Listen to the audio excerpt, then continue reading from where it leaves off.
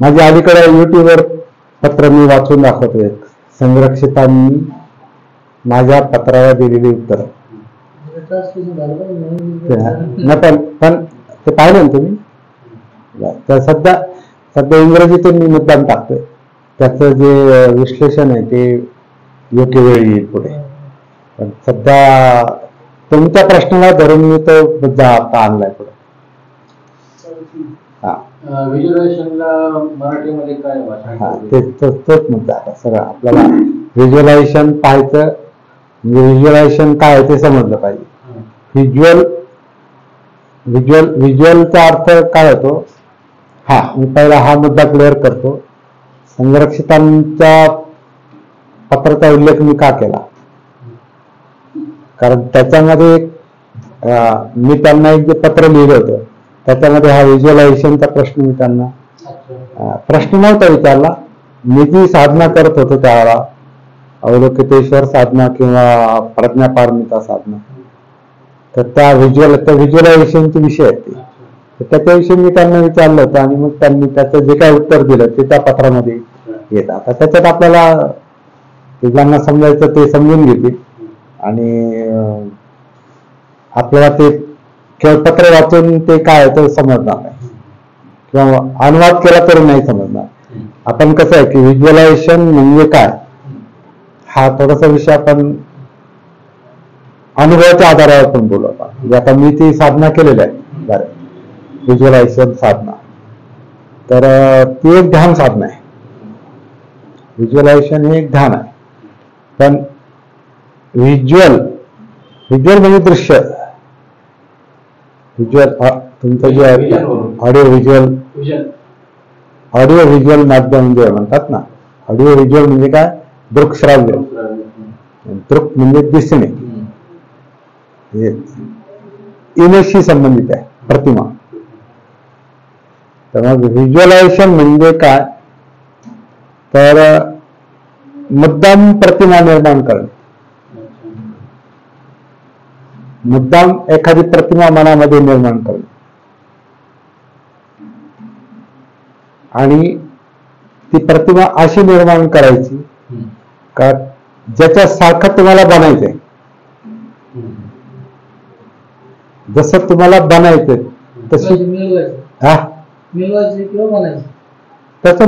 तसं तुम्हाला बनायचं. स्वतःची पर्सनॅलिटी, व्यक्तिमत्व, तुमच्यातल्या तुम्हाला कसा आकार द्यायचा आहे, तसा तुम्हाला स्वतःला आकार द्यायचा, तसा तुम्हाला तुमचं माइंड बनवायचंय किंवा तसं तुम्हाला बनायचंय. तर ती गोष्ट तुम्ही प्रतिमेच्या स्वरूपामध्ये उभी करता मनामध्ये. त्याचे काही चित्र पण तयार केलेली आहेत. व्हिज्युअलायझेशन म्हणजे त्याची काही चित्र पण तयार केली. समजा अवलोकितेश्वरचं चित्र आहे महायानी संप्रदायामध्ये, शिकवणीमध्ये, किंवा प्रज्ञापारमितेचं सूत्र आहे, किंवा तारा आहे, किंवा आणखी बरेच आहेत. वज्र सत्व, पद्मसंभव वगैरे महायानी याच्यामध्ये ह्या व्हिज्युअलायझेशन प्रॅक्टिसेस खूप आहेत. आणि काही अशा शॉकिंग पण आहेत.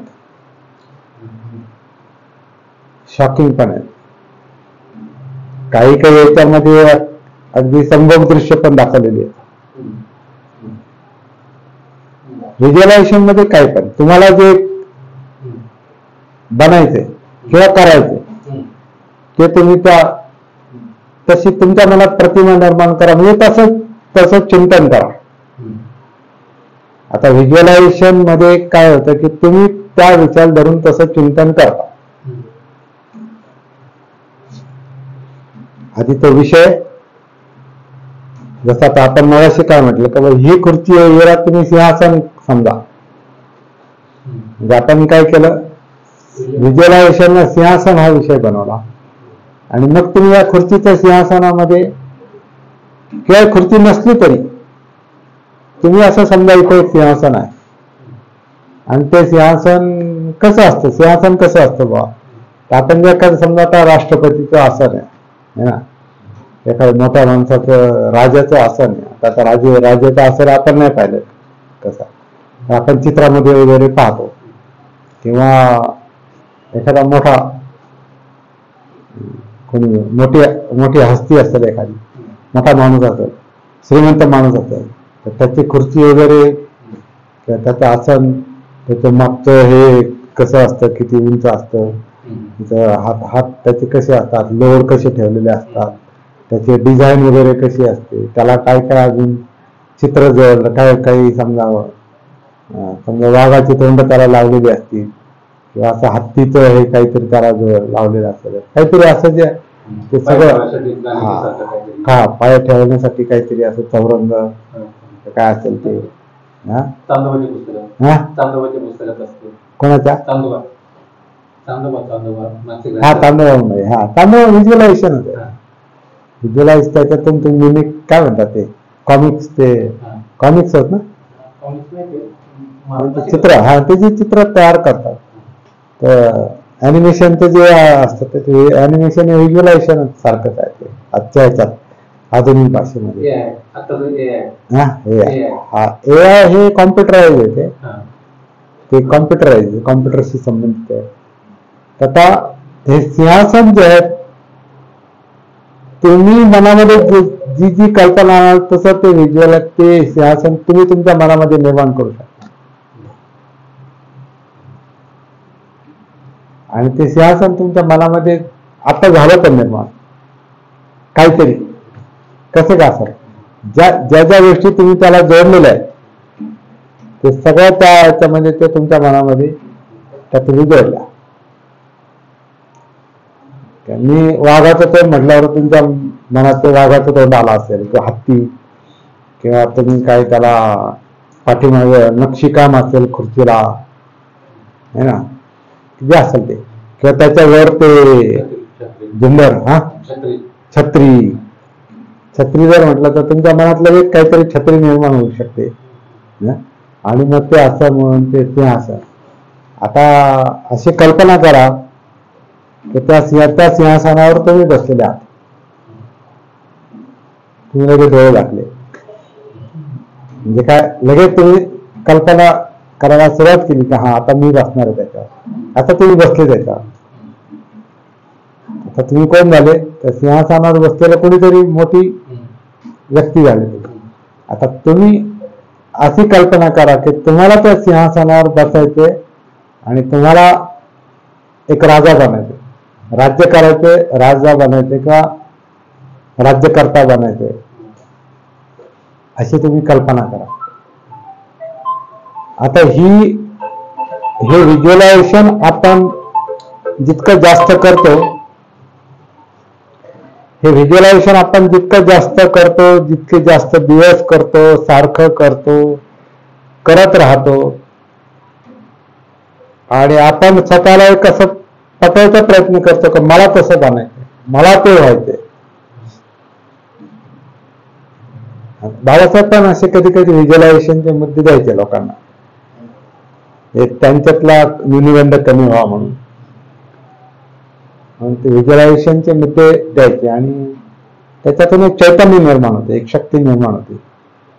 तर व्हिज्युअलायझेशनचा तो फायदा होतो की माणूस तसं बनण्याचा प्रयत्न करतो, म्हणजे किमान तसा विचार करायला सुरुवात करतो, किंवा तशा इमोशन्स तयार होतात, तसं चित्त तयार होतं, आणि भावना माणसाला सक्रिय करतात. आणि ते जितकं जास्त ते काम कराल तितकं मग तुम्ही तसं ते करायचा किंवा वागायचा प्रयत्न करता. त्याच्यात सक्रिय त्या दृष्टीने सक्रिय होता तुम्ही.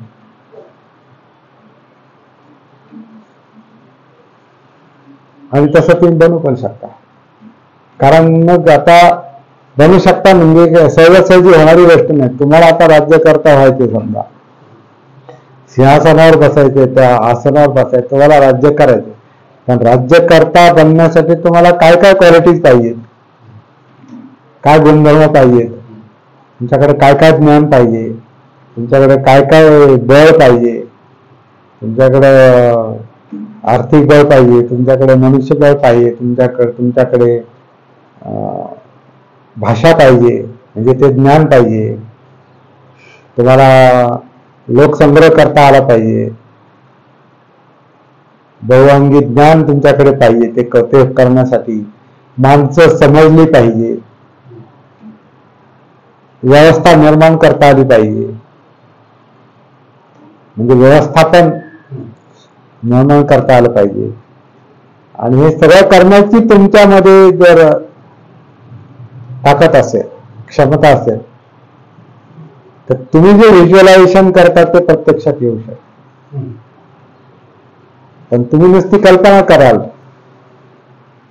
आणि ती साधना तुमच्याकडे नाही. असं जर वाटतं तर नुसती कल्पना करून किंवा व्हिज्युअलायझेशन करून तुम्ही, तशी ती इच्छा असते, सगळ्या गोष्टी इच्छानुसार नाही होत ना. तर ती इच्छा म्हणजे व्हिज्युअलायझेशनच आहे. पण तुम्ही एकतर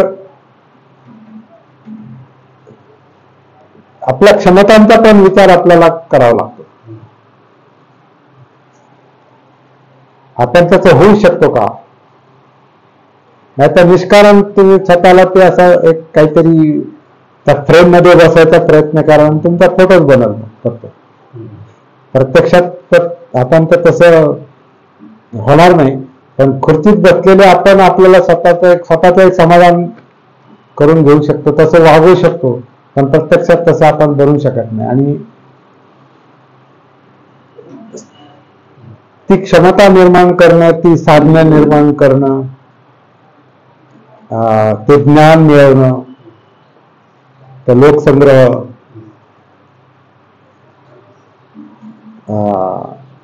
आणि हे जर जनहिताचं काम करायचं असेल तर तुमच्यामध्ये कंपॅशन पाहिजे. तुमच्यामध्ये द्वेष आहे आणि तुम्ही लोकसंग्रह करायला निघाले, तुम्ही द्वेषच बोलाल, तुम्ही लोकसंग्रह, तुम्ही जनहित नाही बोलणार. लोकांना काय गरजेचं आहे, काय हिताचं आहे हे तुम्ही सांगू शकत नाही. कारण तसं तुमच्या मनाची दळणदळण किंवा आपण आपल्या भाषा तशी जागृती स्वतःबद्दलची नाही. तर माझ्या मनामध्ये द्वेष आहे, मी मैत्रीचा विचार करतोय, माझ्या मनामध्ये एक हिंस्र भावना आहे आणि मी जगाच्या कल्याणाचा विचार करतोय, असं नाही होऊ शकत. म्हणून ते स्वतःमध्ये ते आमूलाग्र परिवर्तन जोपर्यंत आपण घडवून आणत नाही तोपर्यंत व्हिज्युअलायझेशन हे प्रत्यक्षात येऊ शकत. थोडं लक्षात येतं आता. त्यामुळे व्हिज्युअलायझेशन हे मनाचं कार्य आहे. परंतु जे मन भानावर नाही, जे सतीमध्ये नाही, ते नुसतं कल्पना करून विचार करून त्याला काय मिळत नाही. तो निबंध होईल का तुम्ही विचार करू शकता. तुम्ही काय जसं आपल्या शाळेमध्ये जसं मी चंद्रावर गेलो तर चंद्रावर तर कधी जाणं होईल का नाही, ते त्याला काय करायला लागतं. मग ते आता तुम्ही सुनीता विल्यम बनायला लागेल किंवा आणखी चंद्रवीर जे असतात, तर त्याच्यासाठी काय काय करावं लागतं. ते केल्यावर तुम्ही चंद्रावर गेलो तर हे व्हिज्युअलायझेशन तुमचं प्रत्यक्षात उतरेल.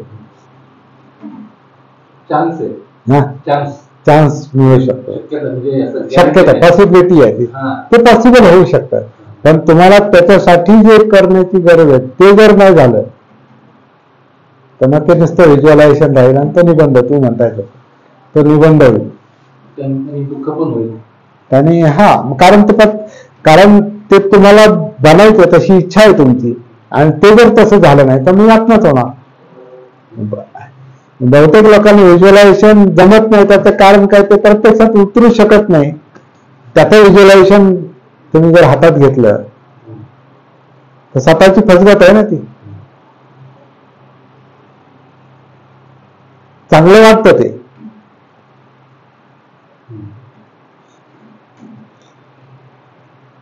बुद्धाचं व्हिज्युअलायझेशन करून बुद्ध नाही बनता येणार. बुद्ध कोण आहे? बुद्ध काय प्रतिमा नाही. बुद्ध ही काय प्रतिमा नाही. बुद्ध म्हणजे काय मूर्ती नाही. बुद्ध म्हणजे काय फोटो नाही. बुद्ध म्हणजे एखादी व्यक्ती पण नाही. बुद्ध म्हणजे बोध, बोधीची अवस्था आहे. ज्याला बोध झालेला आहे, ज्याला बोध झालेला आहे त्याच्यात ते बुद्धत्व आहे. आणि बोध कशामुळे होईल? ज्याचा बोध आपल्याला करून द्यायचा आहे अस्तित्वाचा, जीवनाचा, म्हणजे काया वेदना चित्त मनोधम्म हे आपले अस्तित्वाचे घटक आहेत. यांचा क्रमशः बोध जोपर्यंत होत नाही तोपर्यंत आपला त्याच्या प्रती जोपर्यंत आपण जागृत होत नाही एक एक करून क्रमशः, आपला हा सतीचा अभ्यास हा आहे आपला, की आपण श्वासातून काया वेदना चित्त मनोधम्म ह्याच्याविषयीची जी जागृती आपण पर्पजली प्रॅक्टिकली आपण निर्माण करतोय, आणि ते निर्माण होते ते पण मनाचं कार्यच आहे. आणि ते म्हणजे व्हिज्युअलायझेशनचं काम नाही, ते डायरेक्ट उतरायचं काम आहे, डायरेक्ट अनुभव करण्याचं काम आहे. ते डोळे बंद करून व्हिज्युअलायझेशनला डोळे बंद, बरेचदा लोक डोळे बंद करतात आणि डोळे बंद न करता पण मन व्हिज्युअलाइज करतं. पण सतीचं काम हे डोळे बंद करून व्हिज्युअलाइज करण्याचं काम नाही. हे जिवंतपणाच्या ज्या जाणीव आहेत, फिलिंग,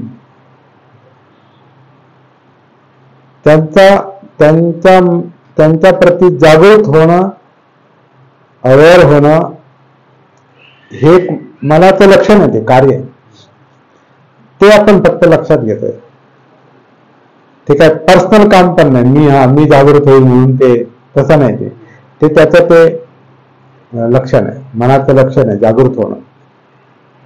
आणि मन स्वतःमध्ये जागृत होतं म्हणजे हे अस्तित्व जे आहे, मनोकायिक अस्तित्व, ह्याच्यामध्ये जागृत होतं आणि मग क्रमाक्रमानं ते पुढे जाऊन ते जागृतीचं पूर्णत्व प्राप्त होऊ शकतं. पण हे व्हिज्युअलायझेशनचं काम नाही. चिंतन करणे किंवा व्हिज्युअलायझेशन त्याला एक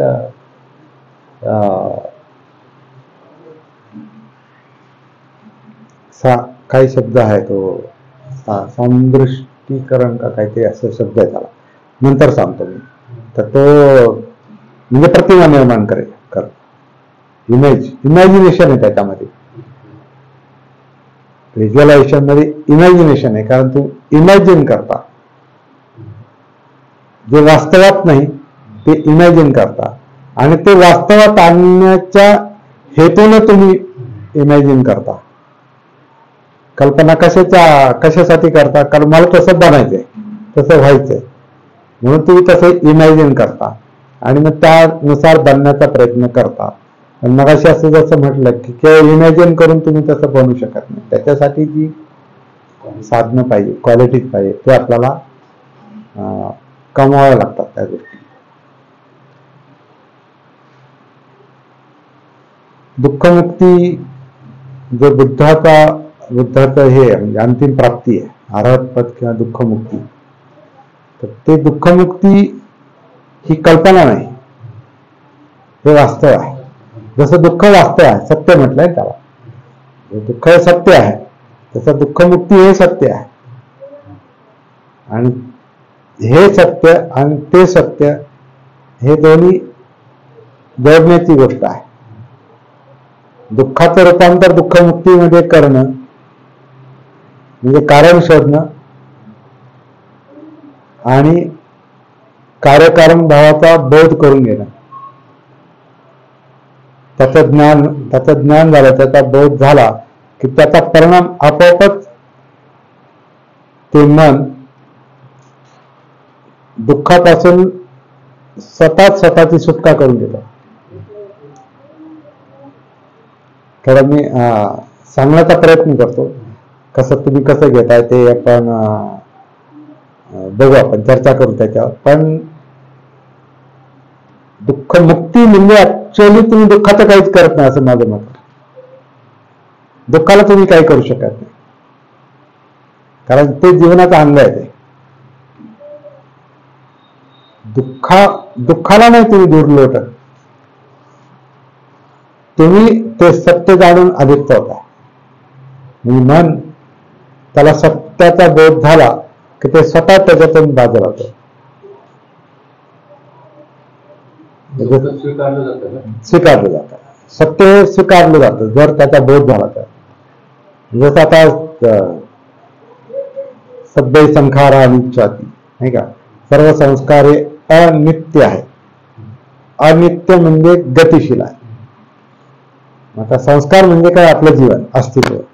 आपल्यामध्ये आपण उतरलो, सतीचा अभ्यास करताना आपण आपल्यामध्ये उतरलं की कोणतीच गोष्ट नित्य वाटत नाही, स्थिर वाटत नाही, स्टॅटिक नाही, गती आहे.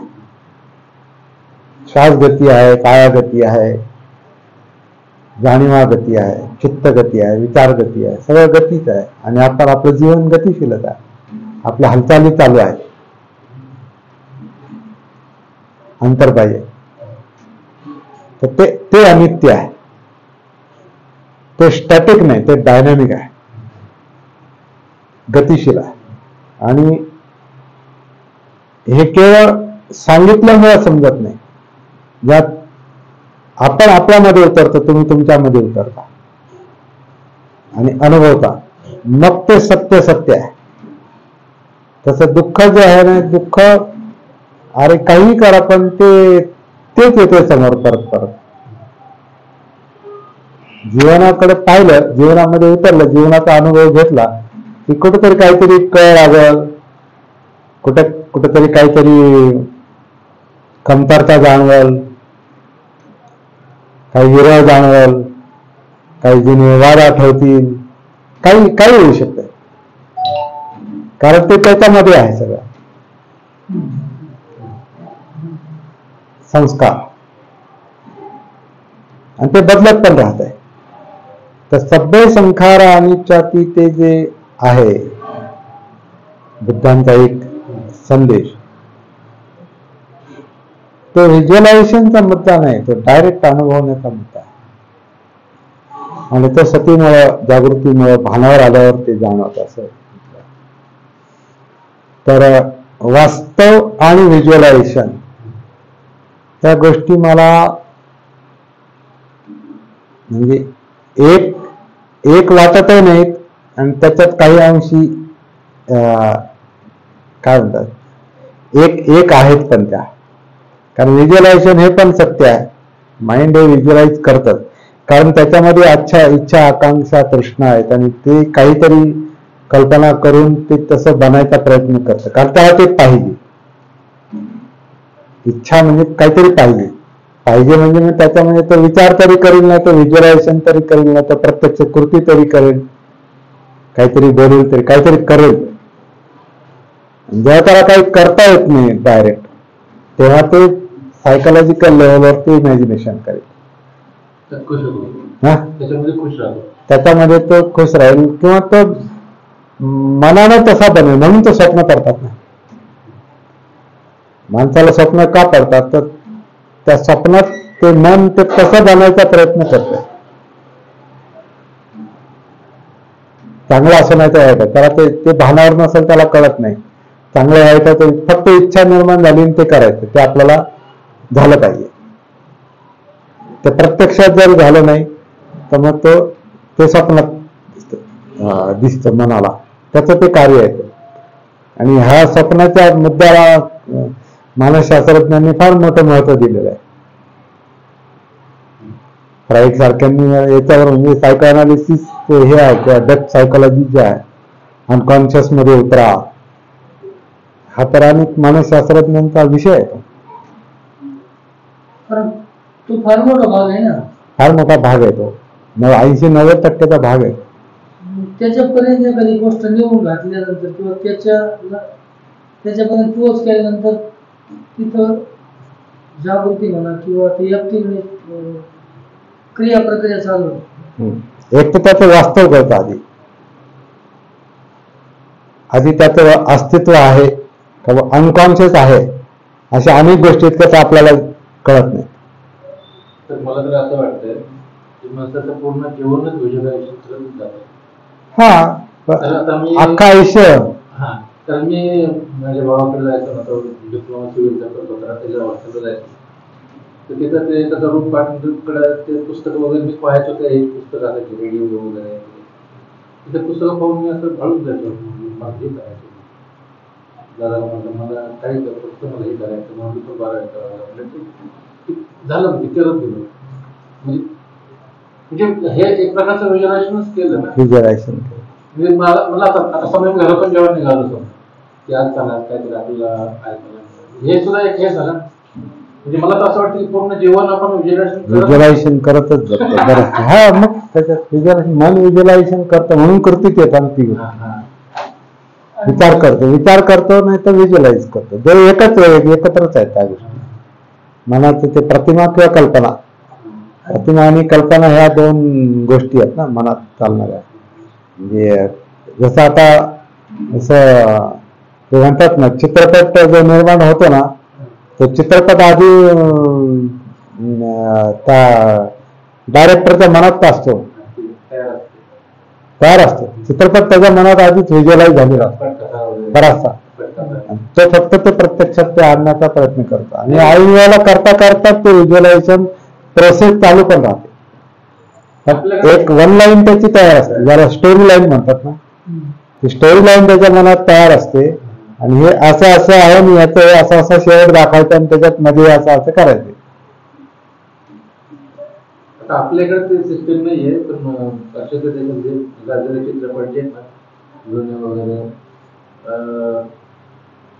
गॉडफादर म्हणा किंवा गॉन विथ वेट वगैरे असे पिक्चर आहे, तर तिथं असं एक आहे म्हणजे डायरेक्टर पटकथावाले, त्याच्यात आणखीन एक दुसरा एक भाग असा आहे का आपल्याकडे असतच नाहीये की ते काय करतात, त्यांच्याकडे ते ऑर्डर देतात किंवा ह्या असा प्रकरण ते या कागदावरून घेतलेलं आहे आणि हे असं असं चित्रपट बनवायचं, आता तुम्ही ते व्हिज्युअलायझेशन करून तुम्ही पहा आम्हाला सांगा. मग ते असं पाहतात, ते जोडे ही गोष्ट पाश्चिमात्य देशातच चालते असं नाही, आपल्याकडे चालते ना. आपल्याकडे आता ना प्रेक्षकांच्या अगोदर ते लोक चित्रपट पाहतात. हा, म्हणजे असं झालं ते डायरेक्ट ते व्हिज्युअलायझेशनच आहे ते. असं करतो ना तो, या फ्रेम मध्ये मला हे बसवायचंय, हे कसं राहील, कसं राहील, असं बनवायचं आपल्याला, असं चित्रपट तुम्ही तयार, म्हणजे तुम्ही व्हिज्युअलायझेशन आम्हाला सांगा, रिपोर्ट सांगा बरोबर. आपल्याकडे म्हणजे व्हिज्युअलाइज करण्यामध्ये काही जी प्रसिद्ध जे चित्रपट निर्माते म्हणण्यापेक्षा जे दिग्दर्शक जे होते ना, डायरेक्टर, ते खूप ते म्हणजे गाजले, त्यांचं नाव जगभरामध्ये गाजलेलं आहे. फाळके असतील किंवा व्ही शांताराम, हा, म्हणजे त्यांचं खरंच म्हणजे मानण्यासारखं आहे ते व्हिज्युअलायझेशन त्यांचं. आणि प्रत्यक्ष एक मी चित्रपट पाहिला, आता व्हिज्युअलायझेशनचा मुद्दा चालला म्हणून बोलतो बरं का, रेकॉर्ड चाललंय. म्हणजे सेहरा पिक्चर पाहिला तुम्ही, व्ही शांतारामचा सेहरा पिक्चर. आता पूर्वी टॉकीज मध्ये जेव्हा आपण पाहायचो तेव्हा तो सीन दाखवतो, आता नाही दाखवत याच्यावर, कारण त्याला इंटरव्हल मधला सीन आहे, तो इंटरव्हलच्या आधीचा सीन आहे तो. आता इंटरव्हलच नाही ना, टीव्हीवर इंटरव्हल नाही, त्यामुळे तो कट केलेला. मी अलीकडे पाहिला तो सिनेमा परत, तर तो कट केला. तर त्याच्यामध्ये पडद्यावर जेव्हा मी पूर्वी पाहिला तेव्हा त्या हिरोला दोरखंडाने बांधून जेल पर्यंत आणलं, त्याला जेलमध्ये असं ढकललंय आणि ती दोरी काढून घेतली आणि अशी फेकून दिली आणि त्या दोरीतून इंटरव्हल. आठवलं? काय भारी इमॅजिनेशन आहे. हा, नाही पा, म्हणजे किती भारी इमॅजिनेशन आहे ते दोरी, म्हणजे ते. आणि असं सनसनाटी सीन येतो, तेवढ्या वेगानं त्याला ते ढकलतात, हे करतात, असं दरवाजा ओढून घेतात जेलचं, आणि ते दोरी अशी ते वेगानं ते टाकून देतात आणि तेवढ्याच वेळात ते इंटरव्हल असं ते तयार.